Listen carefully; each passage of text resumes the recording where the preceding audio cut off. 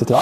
On a quelques personnalités en France qui contrôlent la presse et qui, pour l'essentiel, sont macronistes, qu'on le veuille ou non.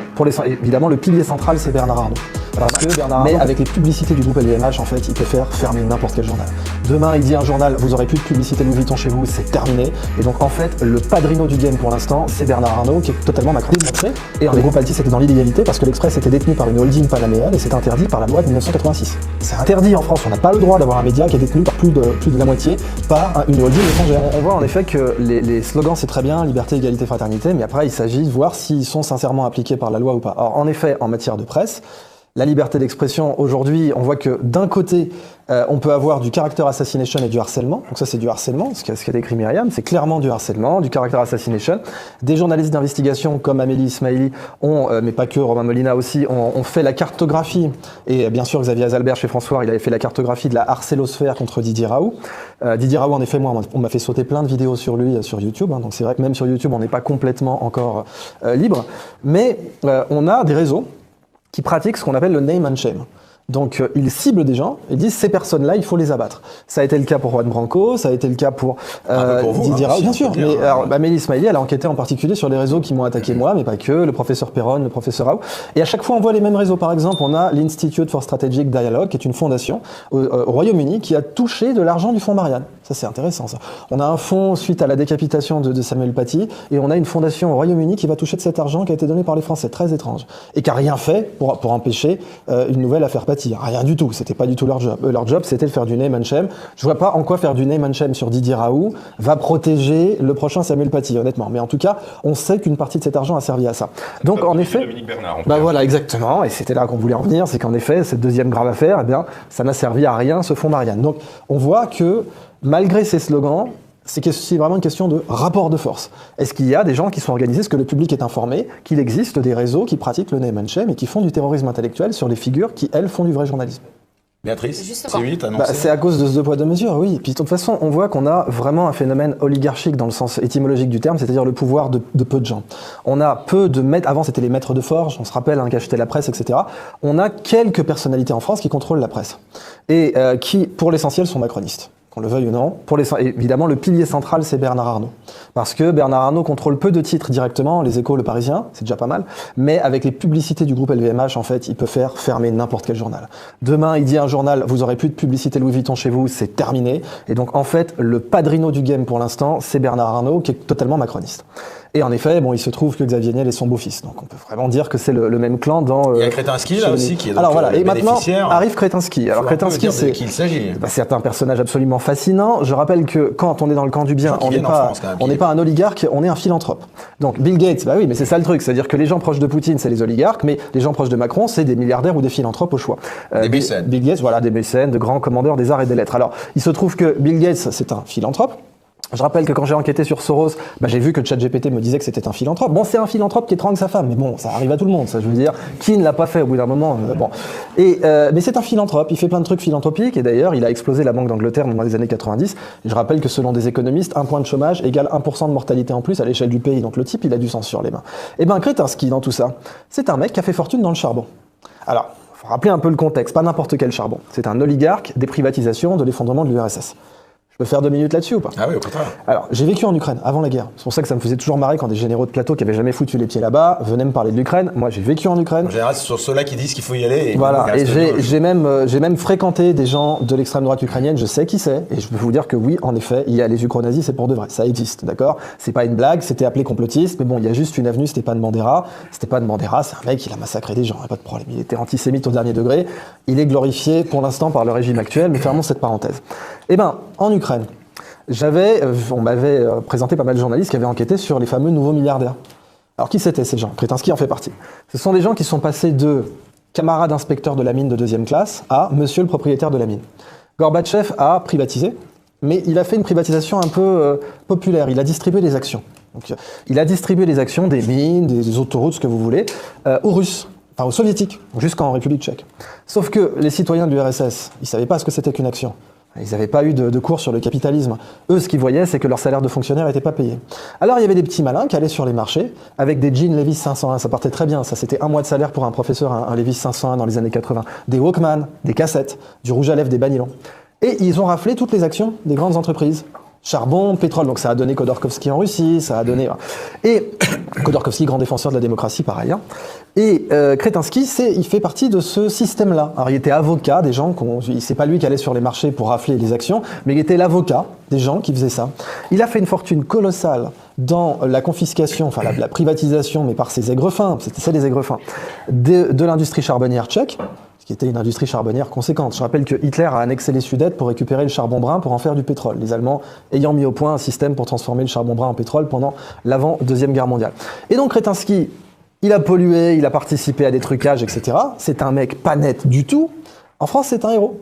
Parce qu'il finance des trucs, je tire pas sur les ambulances, mais francs-tireurs, des machins que personne ne lit. C'est avec Denis Oliven, Raphaël Antoven. Mais ça va, c'est vraiment, c'est de la presse écrite que personne ne lit. Mais justement, comme personne ne lisait francs-tireurs, eh ben, ils ont créé une chaîne pour eux. Donc ils viennent de créer une chaîne avec les attributions des canaux TNT. Et là, ils ont hérité donc du canal C8 personne à partir de février 2025. Personne n'enquête sur le passé de Kretinsky, c'est là que je voulais en venir. Personne n'enquête sur le passé de ce type qui est vraiment ultra louche. Moi, ce qui me sidère, c'est qu'il a pas la nationalité française en plus. Si, maintenant, je crois qu'il l'a. Maintenant, je crois que si Pavel Durov l'a eu, ça m'étonnerait pas. J'ai pas enquêté sur Kretinsky à ce niveau-là, mais ça m'étonnerait pas qu'il l'ait. Par contre, en effet, on avait des problèmes avec le groupe Altis, Patrick Drahi, etc. C'est que pendant une époque, l'Express était détenu. Et ça, c'est Didier Maisto qui avait enquêté, qui l'avait démontré. Qu'on salue d'ailleurs. Didier Maisto, qu'on salue, grand journaliste d'investigation. Et Didier Maisto, ça fait 15 ans qu'il se bat sur les affaires graves du groupe Altis, notamment dans les attributions de canaux de la TNT, RMC, etc. Et il avait démontré que le groupe Altis était dans l'illégalité parce que l'Express était détenu par une holding panaméenne et c'est interdit par la loi de 1986. C'est interdit en France, on n'a pas le droit d'avoir un média qui est détenu par plus de la moitié par une holding étrangère. Eh ben, aucun problème à ce niveau-là. Donc, en effet, on a toujours ce deux poids deux mesures avec des grandes familles qui sont protégées. Jérémy, alors il y a plus que les médias sont les principaux censeurs, justement, aujourd'hui dans le pays. C'est clair. Il suffit de voir comment ils mettent une cible dans le dos. On prend le cas d'Anne-Laure Bonnel. Anne-Laure Bonnel, c'est dans la guerre en Ukraine. C'est une journaliste d'investigation. Elle est allée sur le terrain. Elle a démontré des faits très importants sur la persécution des russophones en Ukraine avant la guerre. Enfin, cela dit, on peut quand même considérer que la guerre a commencé en 2014 pour cette raison. Quand je vivais en Ukraine en 2017, on considérait déjà que l'Ukraine était en guerre. Et c'est ce que disaient les chancelleries et c'est ce que disaient beaucoup d'analystes. Eh bien, Anne-Laure Bonnel est allée constater certains faits. On l'a accusée d'être une agente de Poutine. Et certains ont même appelé à son meurtre. Donc on lui a mis une cible dans le dos. Et comme disait en effet Myriam, eh bien, il y avait vraiment le côté d'essayer de créer sa mort sociale, de la faire éjecter de certaines chaires universitaires, qu'elle ne puisse plus s'adresser à certains milieux. D'ailleurs, je crois qu'elle ne travaille plus. Elle a été virée de certains médias. Et donc, en effet, il y a des tentatives, parfois ils échouent. Parfois, on voit que, avec Musk, ils se sont cassés les dents, pourtant ils essayent. Là, vous parliez de la Constitution américaine. C'est vrai qu'ils essaient de la modifier. Quand Béatrice parlait du fait qu'ils essaient, c'est le concept de ballon-sonde que rappelle Béatrice, c'est-à-dire vraiment, ils lancent une idée, ils regardent comment les gens réagissent. Donc, La France fait partie des pays d'Europe où la concentration des médias entre quelques mains est la plus forte. En clair, 10 milliardaires possèdent environ 90% des grands médias français. Quelques exemples. Vincent Bolloré. Propriétaire du groupe Vivendi, il contrôle Canal+, CNews, C8, Europe 1, Paris Match, Le Journal du Dimanche, etc. Bernard Arnault, LVMH, il possède Les Échos, Le Parisien, Radio Classique. Xavier Niel, Free, il détient Le Monde, Télérama, l'OBS en partie. Patrick Drahi, Altis, SFR, propriétaire de BFM TV, RMC, Libération. Arnaud Lagardère, racheté par Bolloré, contrôle encore partiellement Europe 1 et Paris Match. François Pinault, propriétaire du groupe Le Point. Martin Bouygues, propriétaire du groupe TF1, donc TF1, LCI, TMC, TFX, etc. En résumé, la quasi-totalité des chaînes de télé, radio et journaux nationaux appartiennent à une poignée d'hommes d'affaires qui ont aussi des intérêts dans d'autres secteurs, armement, luxe, télécom, immobilier. Pourquoi ils rachètent les médias ?